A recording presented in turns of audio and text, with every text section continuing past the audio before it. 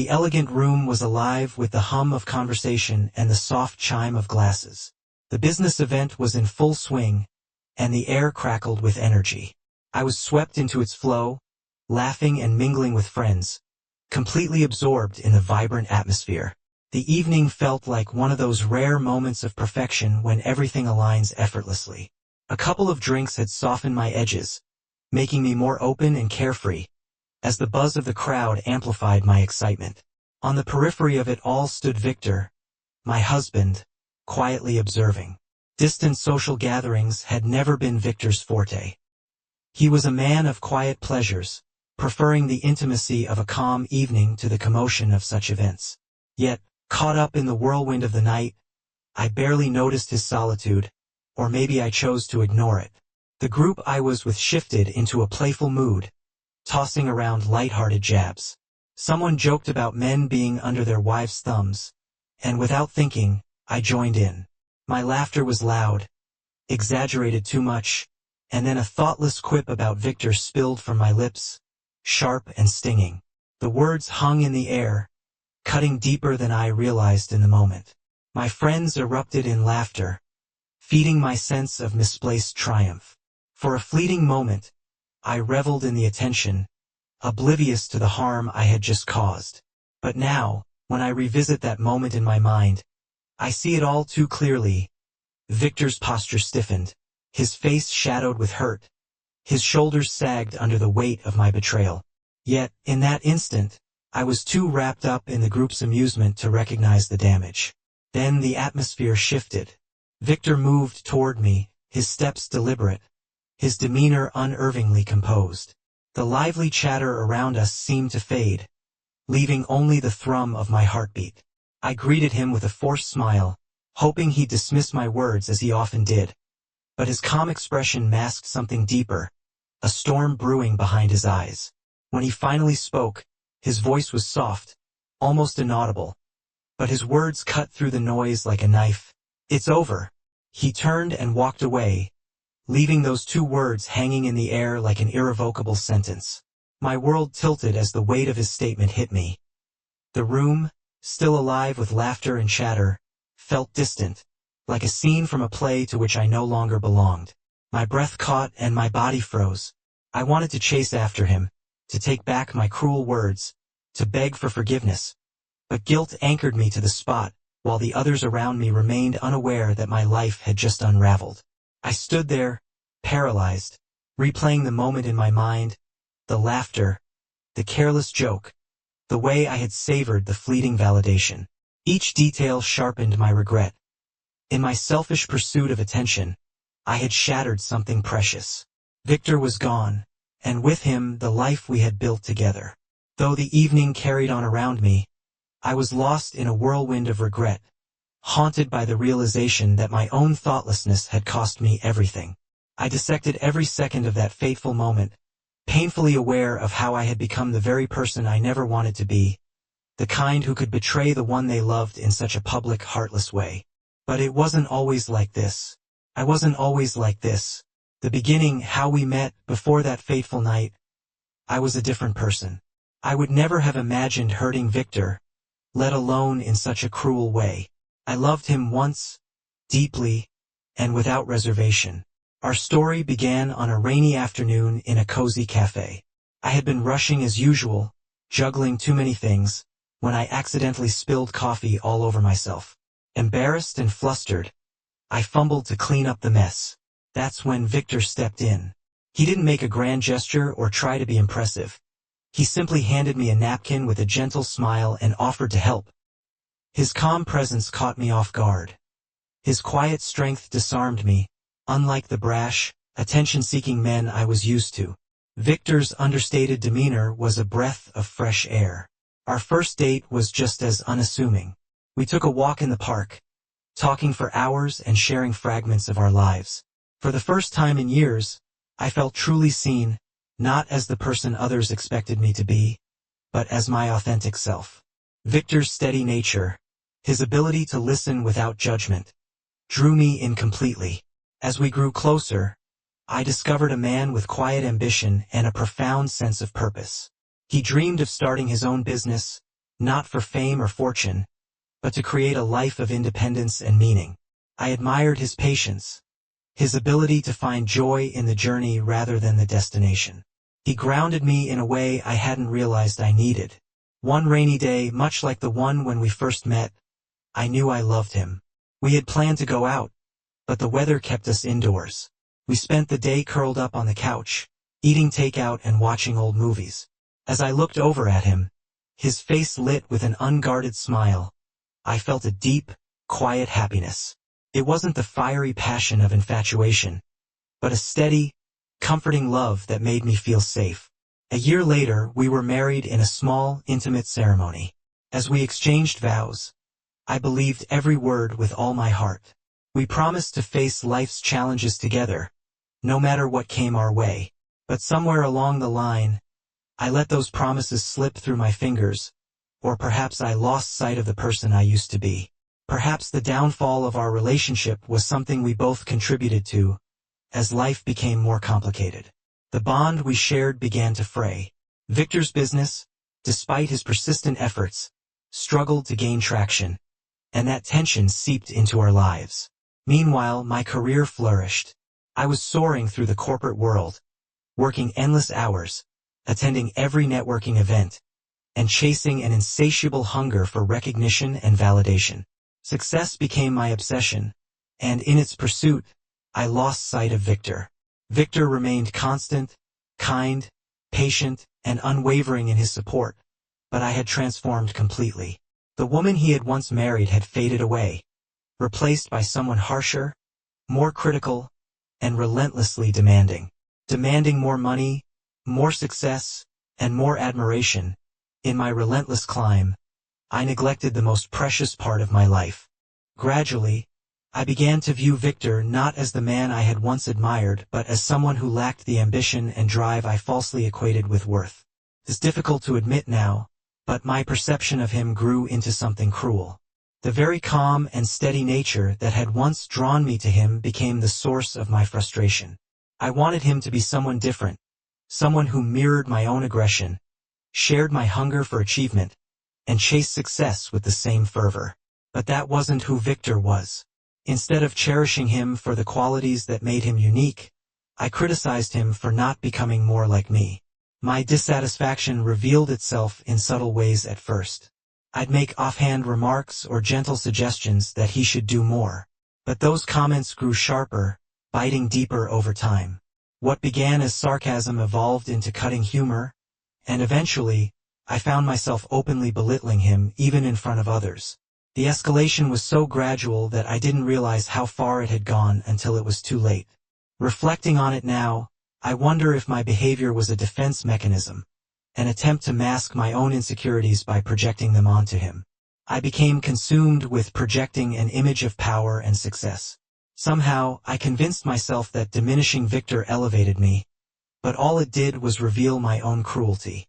I often think back to the person I used to be, the woman who loved Victor for his authenticity, who valued him for more than his accomplishments. That woman is gone, replaced by someone I barely recognize, someone who said things that can never be unsaid. The unraveling of our relationship wasn't abrupt. It was a slow, creeping change, so subtle that I can't pinpoint the exact moment admiration turned into resentment. I've replayed it in my mind endlessly, searching for that turning point, but it wasn't a single decision to hurt him. It was a gradual erosion, a poison that spread quietly through the cracks in our bond. The truth is, my insecurities fueled it all.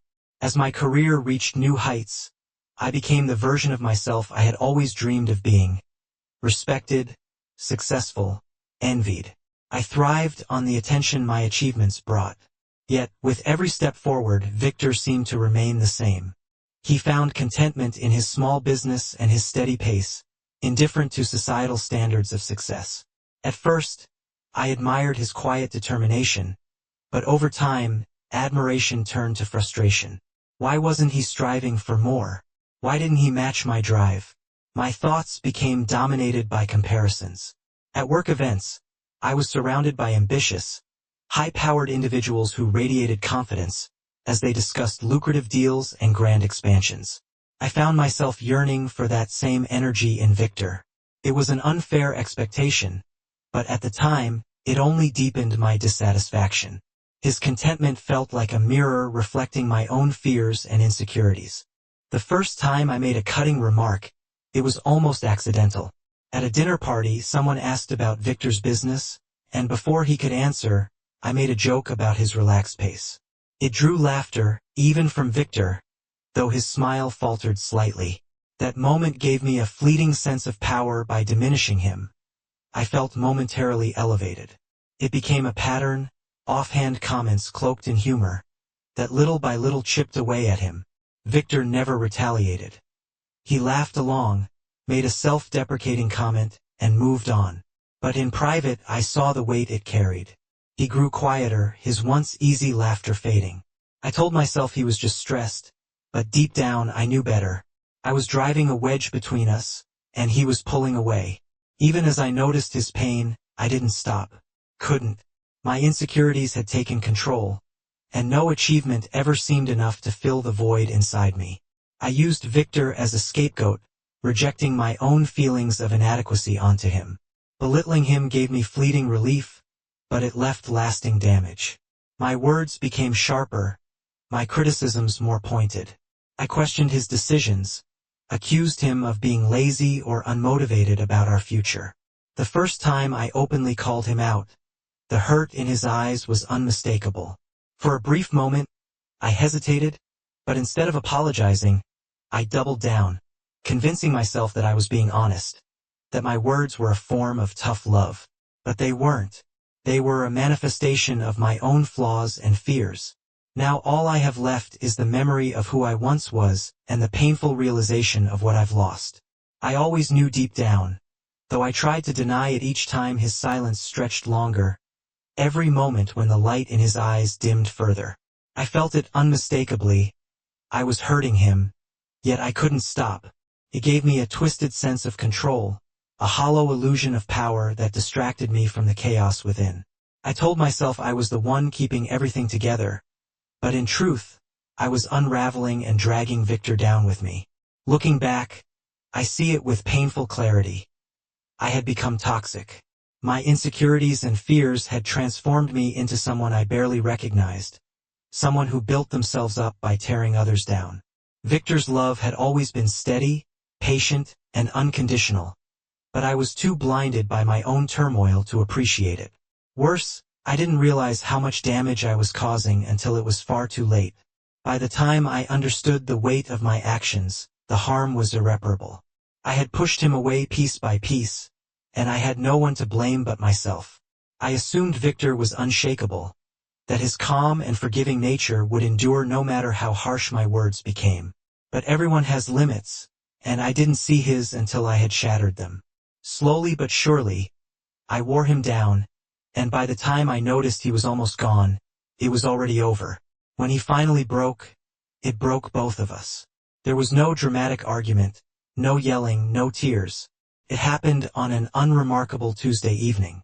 We sat across from each other at the dinner table, the silence between us as heavy and oppressive as it had become over months, perhaps even years. I don't remember what we were eating, but I'll never forget the weight of that moment. That day, I had come home exhausted and irritable after another long day at work, a place where I felt admired and important. Victor had cooked dinner, as he often did, and instead of gratitude, I made a dismissive comment about how he must have too much free time. He didn't respond, he rarely did anymore. He just sat there, staring at his plate and moving the food around listlessly. The silence suffocated me, so I broke it the only way I knew how, with another jab. I made some cutting remark about how his business might succeed if he spent less time in the kitchen. The exact words escape me now, but I remember the tone, sharp, mocking, designed to wound. Victor usually deflected such comments with a self-deprecating joke or a change of subject, but this time he didn't. Instead, he set his fork down and looked at me, his expression one I wasn't ready for. It wasn't anger. I had expected him to snap, to yell, to finally push back.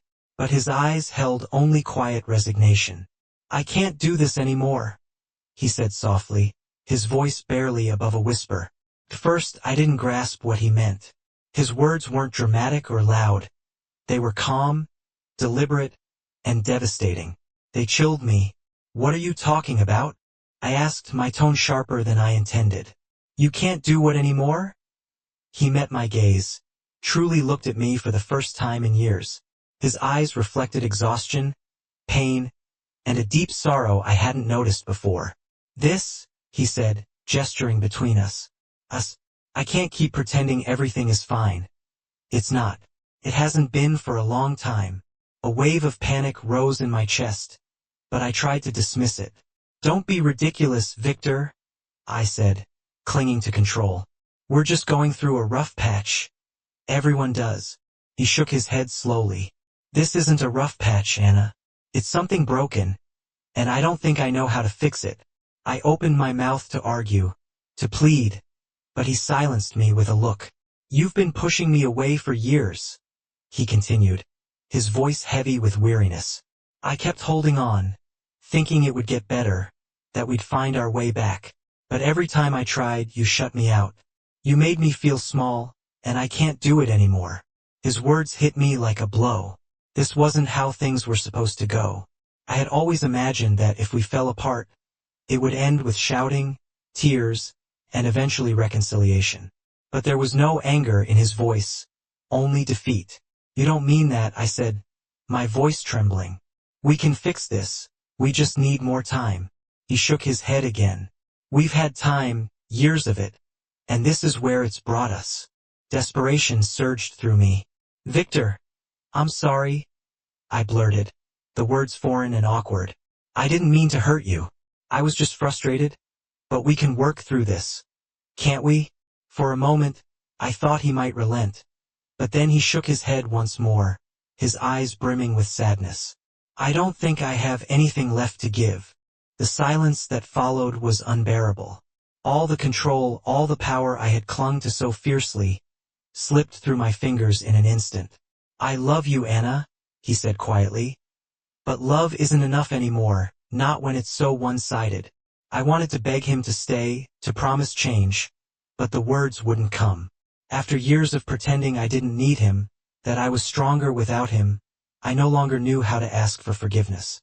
He stood, his movements deliberate and heavy. "I'll stay at my brother's for a while," he said, avoiding my eyes. "We both need some space." And then he was gone. The soft click of the door echoed in the suffocating quiet of a house that suddenly felt too empty. I sat there, staring at the empty chair, replaying the moment over and over. I had pushed him too far, too many times, and now he was gone. I had no one to blame but myself. I had driven him away with my bitterness, my need for control, my fear of vulnerability.